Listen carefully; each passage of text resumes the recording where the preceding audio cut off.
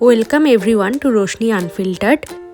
পুরীর আজকের ভিডিওটা কিন্তু একটু অন্য স্বাদের। এই ভিডিওটিকে একটি ফুড ব্লগও বলা যেতে পারে। থাকবে local cuisine, street food, restaurant review ও আরও অনেক কিছু। তাই এই ভিডিওটি অবশ্যই শেষ অবধি দেখবেন।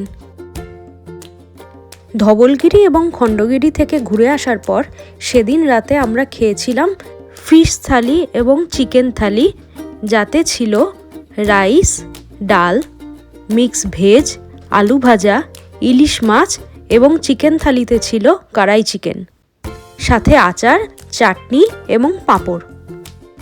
খাবার এতই সুস্বাদু যে এই রেস্টুরেন্টের রিভিউ কিন্তু না দিলেই নয়। রেস্টুরেন্টটির নাম 16 আনা বাঙালি।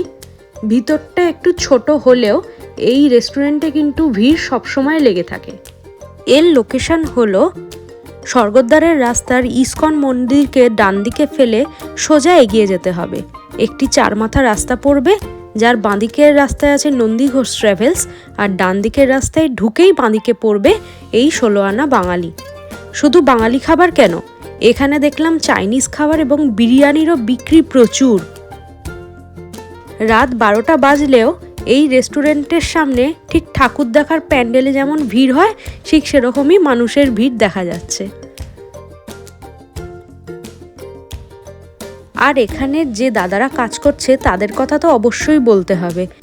যেমন ভালো ব্যবহার, পাশাপাশি সকলকে খুব যত্ন করেই খাওয়াচ্ছে, আর খাবার পরিমাণেও বেশিই দিচ্ছে।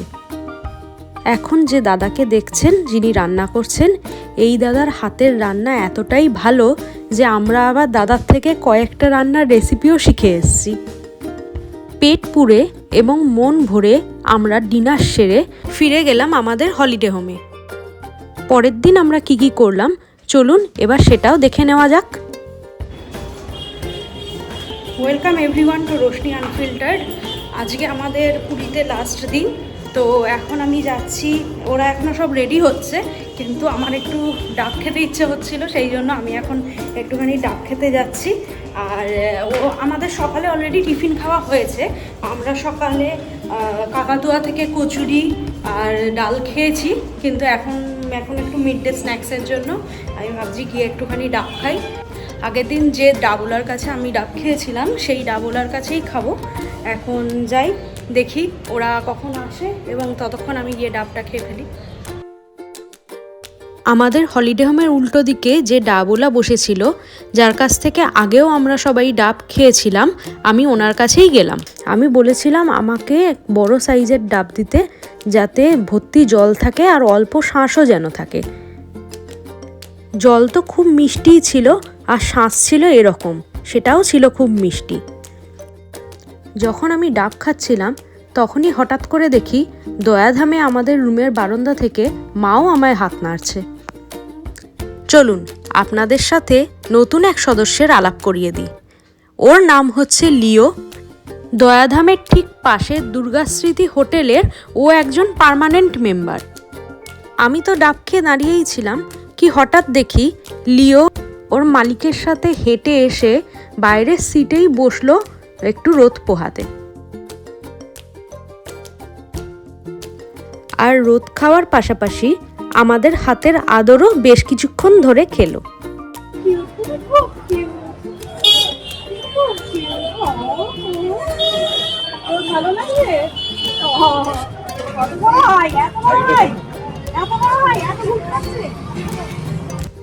একটু পরেই লিওর ওঠার সময় হলো, তাই লিও এবার উঠে ঘরে চলে গেল, আর আমরাও বেরিয়ে পড়লাম আমাদের পরবর্তী গন্তব্যস্থলের উদ্দেশ্যে।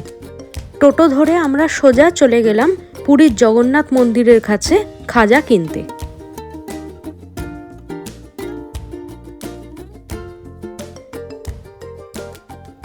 যেহেতু আমরা পুরীর প্রথম দিনেই জগন্নাথ মন্দির ঘুরে গেছি, তাই আমরা আজ আর ঢুকবো না। আজ আমাদের মেন ফোকাস হবে খাজা।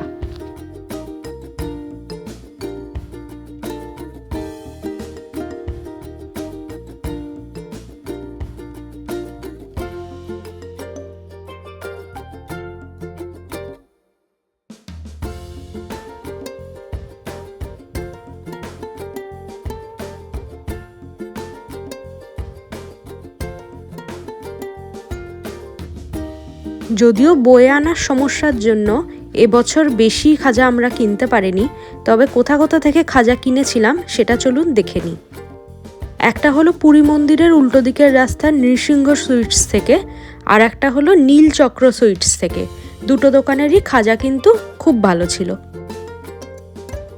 খাজা তো কেনা হলো, এবার চলুন দেখে নেওয়া যাক আমরা লাঞ্চ কোথায় করলাম।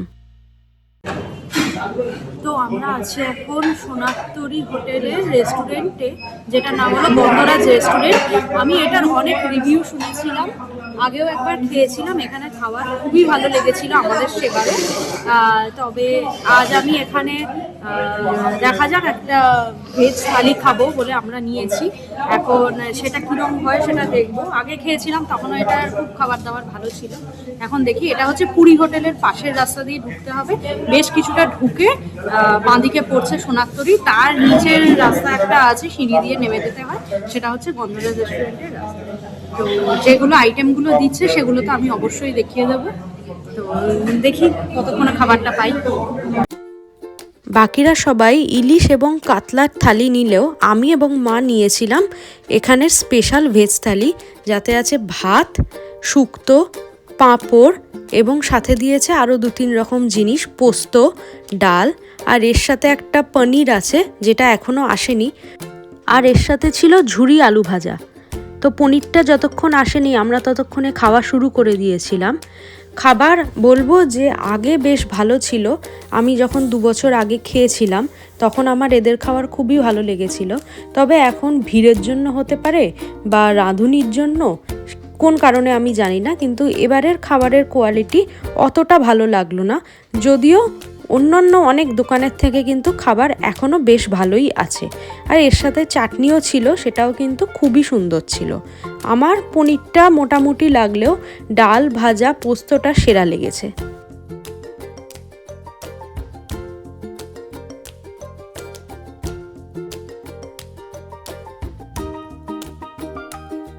খাওয়ার শেষে মিষ্টি মুখ করতে আমরা এবারে চলে এসেছি সমুদ্রের ধারে, যেখানে মিষ্টিওয়ালার কাছে মদনমোহন, ছানার কেক এবং আরও অনেক রকম মিষ্টি আছে। আমি অতটা মিষ্টি খাই না, তাই আমি এখনও মিষ্টি খেলাম না, কিন্তু বাকিরা বেশ কয়েকটা মিষ্টি ট্রাই করে দেখলো। আর সেই মিষ্টি খাওয়ার লোভে অনেক কুকুরও আমাদের আশেপাশে জড়ো হতে লাগলো।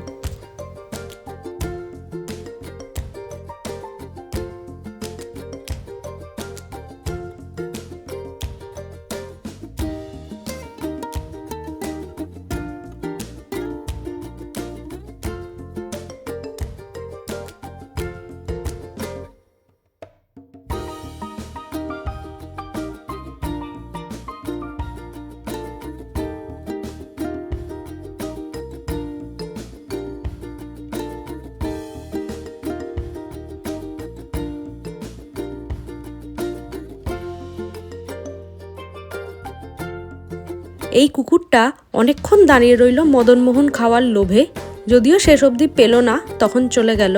আর আমরাও মিষ্টি মুখ করার পর ফিরে এলাম হোমস্টেতে। এখন সন্ধে 6:30 বেজে গেছে, আমরা আবার সমুদ্রের ধারে যাওয়ার জন্য বেরিয়ে পড়েছি। পুরীর অলিতে গলিতে প্রত্যেক জায়গায় দেখি মিষ্টির দোকান, কোথাও না কোথাও মিষ্টি হচ্ছেই। আমিও দাঁড়িয়ে দাঁড়িয়ে বেশ কিছুক্ষণ সেসব পর্যবেক্ষণ করলাম।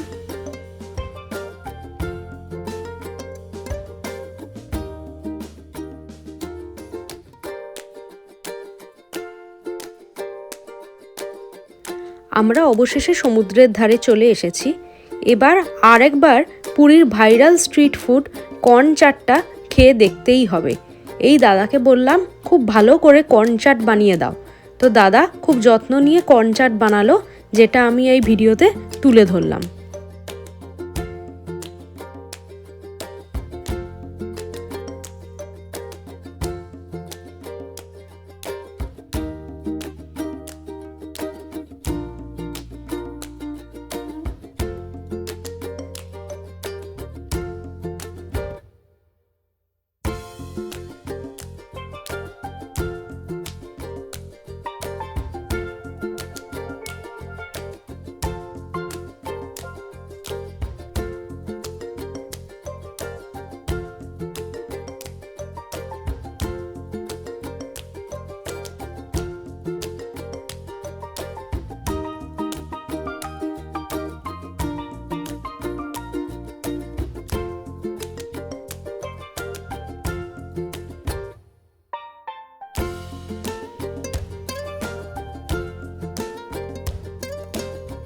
পুরীর সমুদ্রের সামনে বসে এরকম 1 কাপ ভর্তি বাটার কর্ন চাট খেতে খেতে সমুদ্রের সৌন্দর্য উপভোগ করার মজাটাই আলাদা।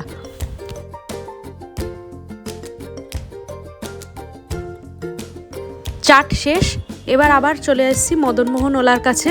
উনি দিচ্ছেন এবারে দুটো আলাদা আলাদা রকম মিষ্টি। এই সাদা মিষ্টিটার নাম হলো ক্ষীরমোহন, আর এই খয়েরি মিষ্টিটাও হলো ল্যাংচা এবং মদনমোহনের মতনই আরও একটি মিষ্টি। আমি দুটোই খেয়ে দেখেছি এইবারেতে।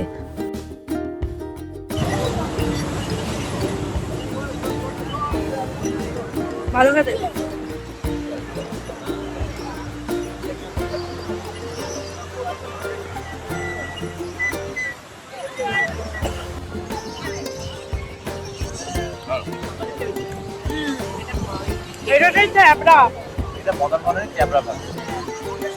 এটা যে আগে আমরা থ্যাবড়া খেতাম সেইটা।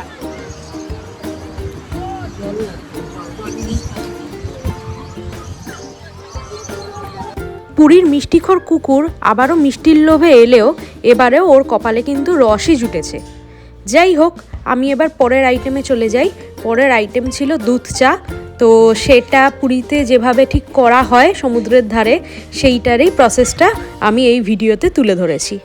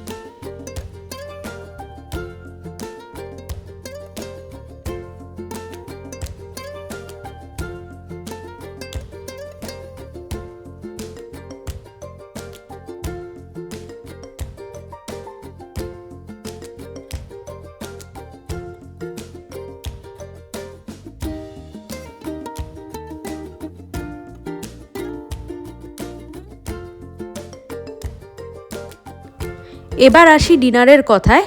আমরা সেদিন রাতের খাবার খেতে ঢুকেছিলাম 16 আনা বাঙালি আনাতে। হ্যাঁ, এই রেস্টুরেন্টের নামের সাথেও আমাদের আজকের ভিডিওর প্রথম রেস্টুরেন্টের নামের অনেকটাই মিল আছে, শুধু একটি আনা এক্সট্রা আছে। এদের খাবারও যথেষ্ট ভালো, আগেও খেয়েছি, সেই জন্য আজ রাতেও এখানেই খেতে এসছি। ভিতরের অ্যাম্বিয়েন্স খুব সুন্দর, বসে বসে দেখতে দেখতে মনও ভরে গেল। যদিও খাবার আসতে একটু দেরি হলেও কুছ পরোয়া নেই, আর দাম সামান্য চড়া হলেও টেস্ট ছিল অসাধারণ। ফাইনালি চলে আসি ডিনারে। সেদিনের আমাদের রাতের ডিনার ছিল পোলাও, তার সাথে এই মিক্স ভেজ, সাথে আমরা 2 রকমের চিকেনের আইটেমও নিয়েছিলাম। এটা ছিল চিকেন ডাক বাংলো, আর অন্যটা হলো ধনিয়া চিকেন। আমি তো বসলাম ডিনার করতে, তাই আজকের মতো আসি। দেখা হচ্ছে পরের একটি ভিডিওতে। ততক্ষণের জন্য স্টে আনফিল্টার্ড।